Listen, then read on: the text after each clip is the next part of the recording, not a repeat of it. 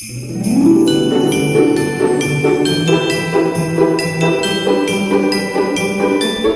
et bienvenue dans le 9e vlogmas du calendrier de l'Avent de la ressourcerie. Aujourd'hui, je vous fais découvrir Les Portes de John Connolly.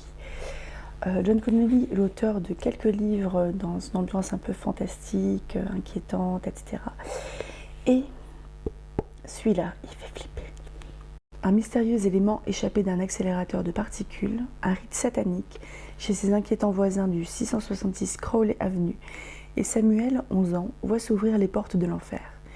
Les forces démoniaques sont donc de sortie, mais comme personne ne veut le croire quand il prétend que Satan en personne s'apprête à faire son grand retour, Samuel va devoir sauver le monde tout seul. Il a 11 ans. Je vais vous lire un petit bout du début. Il y a une citation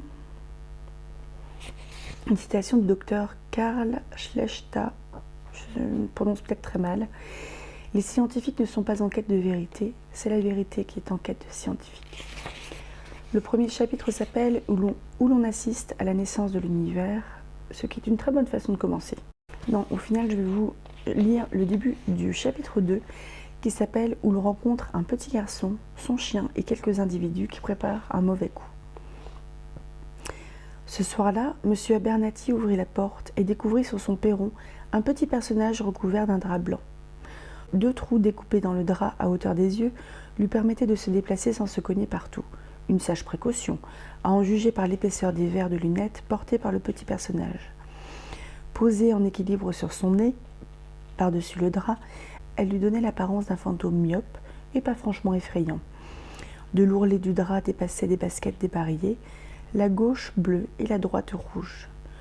Le personnage tenait dans sa main droite un seau et dans la gauche une laisse de chien, aboutissant à un collier rouge serré autour du cou d'un petit teckel. Le teckel leva les yeux sur M. Abernathy, et M. Abernathy y eut une troublante lueur de conscience. S'il n'avait pas eu mieux à faire, M. Abernathy aurait pu s'apercevoir qu'il s'agissait là d'un chien conscient de sa nature de chien, et qui, tout bien considéré, ne s'en satisfaisait pas. De la même façon, le chien semblait parfaitement conscient du fait que M. Abernathy n'était pas un chien, car en général, les chiens voient simplement les humains comme de gros chiens capables d'exécuter des tours particulièrement habiles, tels que la marche sur 2 pattes, mais ça ne les impressionne jamais très longtemps.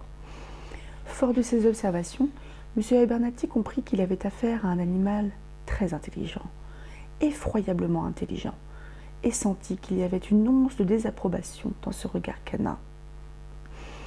Ce chien ne l'appréciait pas plus que ça, et ce constat laissait M. Abernathy à la fois agacé et légèrement déprimé, car de toute évidence, il avait déçu l'animal, sans trop savoir pourquoi.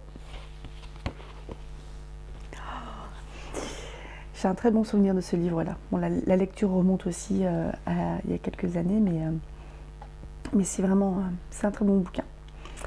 Je vous souhaite une bonne journée et à demain pour le 10e vlogmas du calendrier de l'Avent de la ressourcerie.